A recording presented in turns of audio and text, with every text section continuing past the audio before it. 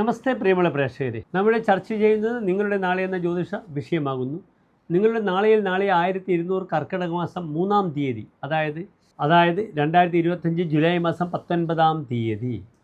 നാളെ തൃശ്ശൂർ സൂര്യോദയം കാലത്ത് 6:12, അസ്തമയം വൈകിട്ട് 6:49. നാളെ ശനിയാഴ്ചയാകുന്നു. ശനിയാഴ്ചത്തെ രാഹുകാലം നിങ്ങൾക്ക് സുപരിചിതമാണ്. ശനിയാഴ്ച 9 മുതൽ 10:30 വരെയുള്ള 1.5 മണിക്കൂർ ദൈർഘ്യ സമയമാകുന്ന രാഹുകാലം. നാം ശുഭകാര്യങ്ങളൊന്നും തന്നെ രാഹുകാലത്ത് അനുഷ്ഠിക്കാറില്ല. നാളത്തെ നക്ഷത്രം നാം ഒരു ശുഭകാര്യങ്ങൾക്കും സാധാരണ സ്വീകരിക്കാത്ത നക്ഷത്രമാകുന്നു. നാളെ ഭരണി നക്ഷത്രമാകുന്നു. നാളത്തെ ദിനം സ്വതവേ ശനിയാഴ്ച ശുഭകാര്യങ്ങൾക്ക് നാം സ്വീകരിക്കാത്തൊരു ദിനമാണ്. നക്ഷത്രവും ഭരണിയാണ്. വിത്തിട്ടാൽ പൊടിക്കാത്ത നക്ഷത്രമാകുന്നു. യമനാകുന്നു.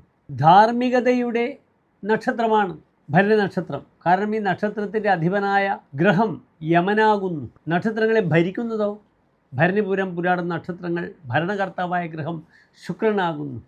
അതിനാൽ എല്ലാ കലകളിലും മേധാവിത്വം പുലർത്തും ഭരണി നക്ഷത്രക്കാർ. പക്ഷേ നാം പ്രധാനമായും ശുഭകാര്യങ്ങൾക്ക് നക്ഷത്രം സ്വീകരിക്കാറില്ല. യമരുദ്രാഹി, മുപ്പൂരം, തൃക്കേട്ട ഇവ 7 നാൾ. തൃക്കേട്ട, പൂരം പുരാണം, പുരുരുട്ടാതി, യമൻ ഭരണി, രുദ്രൻ തിരുവാതിര, അഹി ആയില്യം, ഈ നക്ഷത്രങ്ങളെല്ലാം തന്നെ നാം ശുഭകാര്യങ്ങൾക്ക് സ്വീകരിക്കാത്ത നക്ഷത്രമാകുന്നു.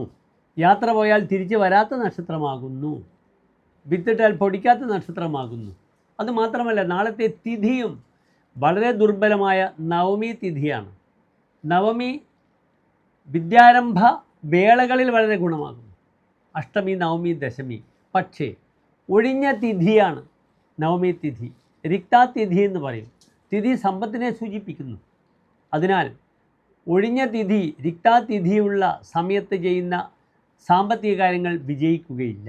3 തിഥികളാണ് അപ്രകാരമുള്ളത്: ചതുർത്ഥി, നവമി, ചതുർദശി. 3, 9, 14 തിഥികൾ. ഈ 3 തിഥികൾ അത് കറുത്ത പക്ഷത്തിലേതായാലും വെളുത്ത പക്ഷത്തിലേതായാലും ഒരു ശുഭകാര്യങ്ങൾക്കും നാം ഉപയോഗിക്കാറില്ല, പ്രത്യേകിച്ച് സാമ്പത്തിക വിഷയത്തിൽ. നാളെ നിങ്ങൾ ശ്രദ്ധിക്കേണ്ട വിഷയം ശനിയാഴ്ചയാണ്, ഭരണി നക്ഷത്രമാണ്, നവമി തിഥിയാണ്. നാളെ എന്തായാലും നിങ്ങൾ ക്ഷേത്ര ദർശനം നിർവഹിക്കണം. നവമി ശക്തമായ ദേവതാ സാന്നിധ്യമുള്ള, പ്രത്യേകിച്ച് ദേവി സാന്നിധ്യമുള്ള തിഥിയാകുന്നു. ഭരണി ഭദ്രകാളിക്ക് പ്രധാനമായ ദിവസമാകുന്നു. അതിനാൽ നാളെ ഭദ്രകാളി ക്ഷേത്രത്തിൽ സന്ദർശനം ചെയ്യുക. ഭദ്രകാളിയുടെ മൂലമന്ത്രം ജപിക്കുക. ഓം ഐം ക്ലീം സൗം ഹ്രീം ഭദ്രകാള്യൈ നമഃ. എന്നിട്ട് അത് ശക്തമായി ദേവാലയ സന്നിധിയിൽ എവിടെ രക്തപുഷ്പാഞ്ജലി, കടുംപായസം സമർപ്പിക്കുക, മന്ത്രം ജപിക്കുക. സാമ്പത്തികമായ ഇടപാടുകൾക്കും നാളത്തെ ദിനം ശോഭനമല്ല, യാത്രക്കും ശോഭനമല്ല. അതിനാൽ നാളെ വഴിപാടുകൾ ചെയ്ത് നാളത്തെ ദിനം ക്ലേശങ്ങളൊക്കെ മാറ്റി ദൈവികമായി ചൈതന്യം നിങ്ങളിൽ വരട്ടെ, ആ ഓറ വരട്ടെ എന്ന് പ്രാർത്ഥിക്കുക. എല്ലാ പ്രിയപ്പെട്ട പ്രേക്ഷകർക്കും ശോഭനമായ നല്ലൊരു നാളെ ആശംസിക്കുന്നു. നന്ദി, നമസ്കാരം.